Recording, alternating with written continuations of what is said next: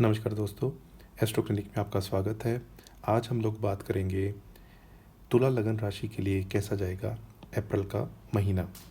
दोस्तों, आपके ruling planet बन जाते हैं वीनस यानी शुक्रदेव।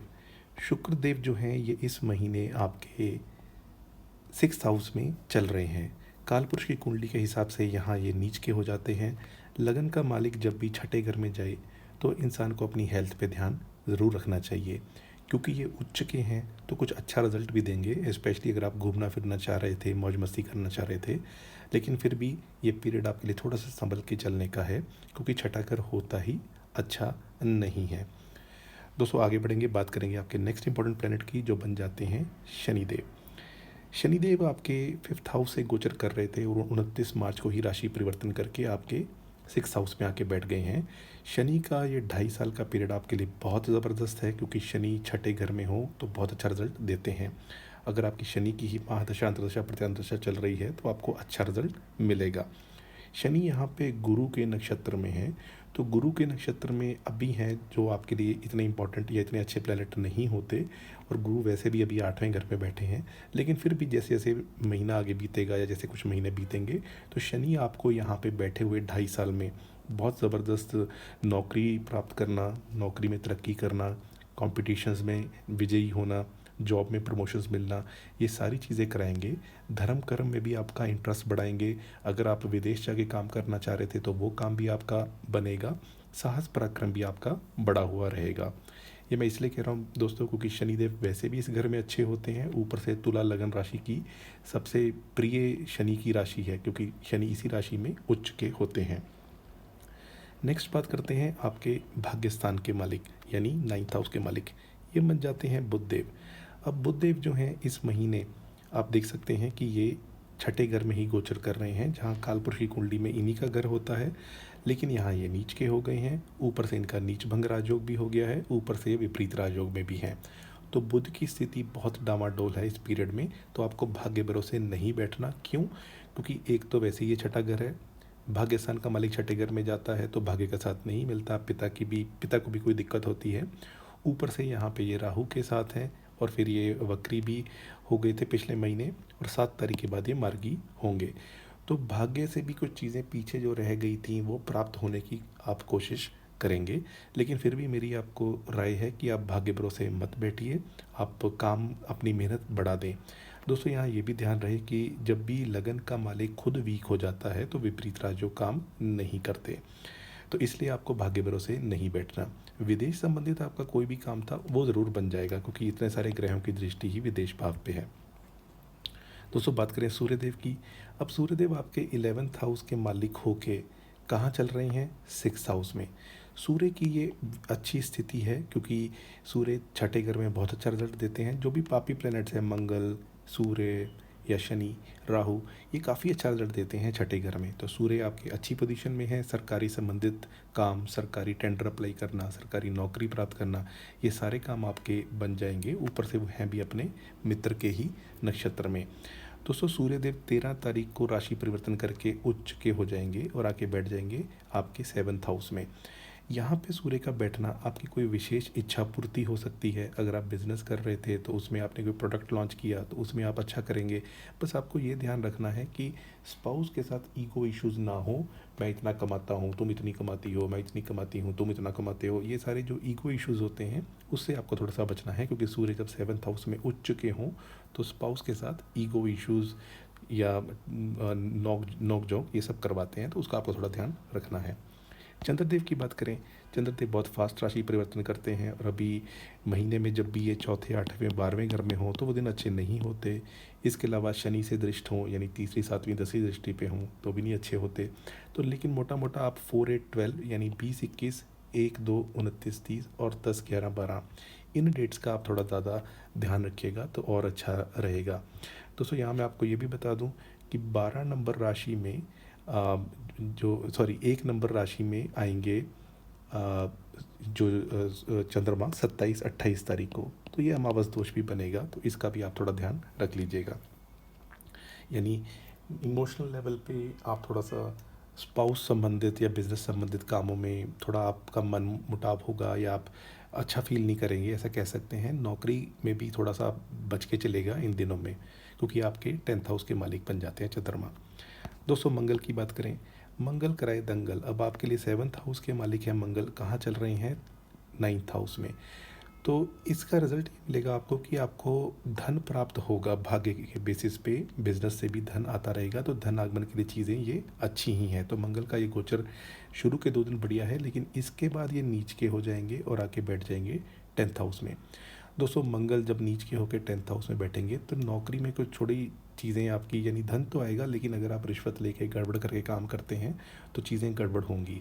क्योंकि ये नीच राशि में है तो मंगल पुलिस के भी कारक होते हैं। अभी जो मैंने रिसेंट वीडियो जस्ट इससे पहले बनाया है वो रान्या राव का बनाया है, जो एक्ट्रेस और मॉडल है। उनके फादर डीजीपी हैं कर्नाटका के, और उनको पुलिस ने अरेस्ट किया है। तो नीच राशि में जब भी मंगल जाते हैं, मंगल पुलिस के कारक है। तो आपने कोई भी ऐसा काम किया, किसी ने आपको फंसा दिया, तो वो उस चीज़ का आपको ध्यान रखना है। लेकिन मंगल यहाँ दिग्बली होते हैं तो आपके अंदर साहस पराक्रम देंगे, यानी काम करने का जज्बा आपके अंदर होगा। बस जस्ट आपको ये ध्यान रखना है कि आप अननेसेसरी किसी चक्कर में ना उलझ जाए। दोस्तों गुरुदेव की बात करें, गुरुदेव आपके लिए जैसे मैंने बताया कि योग कारक नहीं होते, कहाँ चल रहे हैं? 8वें घर में। यहाँ पे ये सामान्यतः विपरीत राजयोग में है, लेकिन विपरीत राजयोग का फल आपको कम मिल रहा है क्योंकि शुक्र खुद ही लगन के मालिक होकर 6ठे घर में बैठे हुए हैं और ऊपर से उच्च के हैं और वक्री भी हैं। तो गुरु क्योंकि आपके 3rd हाउस के मालिक होकर यहाँ बैठे हैं तो थोड़ा सा आप धर्म के साथ जुड़े रहिए तो अच्छा रहेगा। अदरवाइज़ गुरु की दृष्टियाँ हमेशा अच्छी होती हैं। धन आगमन के स्रोत बढ़ेंगे, लेगेसी से पैसा आ सकता है, आपको कोई LIC इंश्योरेंस अप्लाई किया था वो मटेरियलाइज हो सकता है, सुख सुविधा के साधन बढ़ेंगे, विदेश संबंधित काम भी आपके बनेंगे। दोस्तों राहु केतु की बात की जाए, राहु आपके चलायमान है 6ठे घर में और केतु 12वें घर में। अभी ये अच्छी कंडीशन में चल रहे थे, लेकिन अब ये इतने सारे प्लैनेट यहाँ आ गए हैं तो राहु की वजह से जड़त्व योग बन रहा है बुध के साथ, शनि के साथ श्रापित दोष बन रहा है, शुक्र के साथ लंपट योग बन रहा है, सूर्य के साथ ग्रहण दोष बन रहा है, और जब चंद्रमा आ जाएंगे तो चंद्रमा का ग्रहण दोष बन जाएगा। अच्छी बात सिर्फ ये है कि राहु की डिग्री बहुत कम है, बस सिर्फ इतनी ही अच्छी बात है। और राहु अगले महीने यहाँ से चेंज होके आपके 5th हाउस में आ जाएंगे, तो तब की बात तब करेंगे। लेकिन मोटा मोटा आपको अगर हो सके आपके लिए तो आप थोड़ा सा इस पीरियड को मैनेज करके चलिएगा, क्योंकि ये घर मामा पक्ष का होता है। घर में हम जब पेट्स पालते हैं जैसे कुत्ते या बिल्ली हो गए, उनका होता है। तो आपको उनके साथ कोई प्रॉब्लम या उनकी कुछ तबीयत ख़राब हो, उसके अलावा आपकी अपनी तबीयत ख़राब ना हो, इस चीज़ का आपको ध्यान रखना है। तो ओवरऑल हेल्थ के लिए ये पीरियड आपको थोड़ा मैनेज करके चलने का है। भले ही आपके लगन के मालिक उच्च के हैं, लेकिन वो बहुत सारे प्लैनेट्स के साथ हैं, जैसे सूर्य से अस्त हो जाएंगे, राहु से प्रॉब्लम में है, तो इन सारी रीजंस की वजह से। फैमिली में अगर हम देखा जाए तो फैमिली में कुछ उनकी ट्रैवल हो सकती है, हो सकता है वो कोई धार्मिक यात्रा पे जाएं, या उनके कोई लॉन्ग डिस्टेंस, जैसे आप इंडिया में रहते हैं लेकिन पेरेंट्स ऑस्ट्रेलिया में हैं, तो फैमिली के लोग आपके ट्रैवल करते हुए आपको दिखाई देंगे। अगर हम एजुकेशन की बात करें तो एजुकेशन में स्थितियाँ ठीक हैं, बेटर हैं, बल्कि आने वाले दिनों में आपकी जो पढ़ाई की हुई है उससे नौकरी लगने का योग बन जाएगा। जॉब की अगर बात की जाए तो जॉब में जैसे चंद्रमा 10th हाउस के मालिक हैं तो आप बहुत उतार चढ़ाव देखते हैं कि जॉब स्थिर नहीं रह पा रही। दोस्तों 1 2 3 4 5 6, 1 और 4 ये होती हैं चर राशियाँ, तो आपके लिए चर राशि बन जाती है नौकरी भाव में। तो इसलिए आपको बहुत सारी चीज़ें ऐसे देखने को मिलती हैं। अगर आप बिज़नेस भी करते हैं तो वो भी 1 नंबर राशि है, तो आपको उतार चढ़ाव बहुत झेलना पड़ता है। इसलिए आपको करना ये चाहिए कि जो भी आपने संचित धन कमाया, जो 11th हाउस से देखते हैं, उसको आप संभाल के रखें, ताकि जब भी नौकरी चली गई, नौकरी में ये हो गया, ले ऑफ हो गया, अभी ट्रंप ने कितने लोगों को नौकरी से बाहर किया है, तो जब भी ऐसी कोई चीज़ें होती हैं तो संचित धन काम आता है, तो इसलिए आप कर सकते हैं। जो लोग प्रेम संबंध में हैं और अक्सर डेटिंग के लिए डेट्स की रिक्वेस्ट करते हैं, उनके लिए जो डेट्स बनेंगी वो बनेंगी 10, 11, 12। स्पेशली अगर प्रेमी के साथ दूर दराज की यात्रा करना है, उनके साथ विदेश घूमने जाना है। और इसके अलावा बनेगी 25 और 26। 25 और 26 है तो अच्छी डेट, लेकिन क्योंकि ये इस घर की बनेगी तो इसलिए आपको इस दिन अगर आप डेटिंग पे जाते हैं तो हीट ऑफ द मोमेंट, यानी गुस्सा एकदम से आ गया और झगड़ा कर लिया, वो हो सकता है। तो आप 10, 11, 12 प्रेफर कर लीजिएगा। दोस्तों आगे बढ़ते हैं और बात करेंगे मैरिज के योग की। देखिए आपके जो शुभ ग्रह हैं गुरु, वो 8वें में घूम रहे हैं। जो शुक्र हैं आपके लगन के मालिक, वो छठे में घूम रहे हैं। तो दोनों ये शुभ ग्रह यहाँ पे ही घूम रहे हैं, तो इनको थोड़ा सा चेंज होने दीजिए, तब मैरिज का योग बनेगा। मंगल भले ही आपके 9th हाउस में है, जैसे आपने किसी को चार्ट दिखाया तो हो सकता है वो आपको बोल दे मैरिज के साथ भाग्योदय का योग बना हुआ है, लेकिन जब तक गुरु नहीं निकलते 8वें से, शुक्र नहीं निकलते छठे से, तब तक आप थोड़ा वेट कर लीजिएगा। और वैसे भी ये काम मैरिज के हमेशा कुंडली मैच करके ही करने चाहिए। दोस्तों स्पाउस जो हैं उनके ट्रैवल्स होते हुए दिखाई दे रहे हैं। उनकी जॉब जाने के या जॉब चेंज होने के, ट्रांसफ़र होने के भी योग बने हुए हैं। अगर हम ओवरऑल फाइनेंसिस की बात करें, ओवरऑल फाइनेंसिस के लिए पीरियड ठीक है, पैसा आएगा भी, खर्च भी होगा, दोनों चीज़ें होंगी।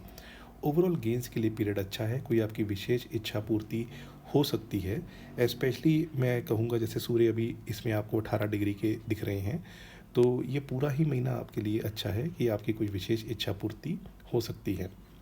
दोस्तों उपाय के तौर पे आपको एक तो सिद्ध कुंजी का स्तोत्र कीजिए, देवी महालक्ष्मी अष्टकाम कर सकते हैं, पैसा नहीं रुक पा रहा श्री सुक्तम कीजिए, शनिदेव के लिए ओम नमः शिवाय शिव जी का पंचाक्षरी स्तोत्र कर सकते हैं, और गणेश आरती, गणेश चालीसा, अगर पिताजी की तबीयत ख़राब है तो गणेश अथर्व श्रीशम, इनमें से कोई भी आप करेंगे तो आपको अच्छे रिजल्ट मिलेंगे। दोस्तों ये रहा तुला लगन राशि के लिए कैसा जाएगा अप्रैल का महीना। अगर आपको वीडियो अच्छा लगा तो इसको लाइक कर दीजिए। चैनल पे पहली बार आए हैं, चैनल सब्सक्राइब कर लीजिए। आज के लिए इतना ही, आपका बहुत बहुत आभार।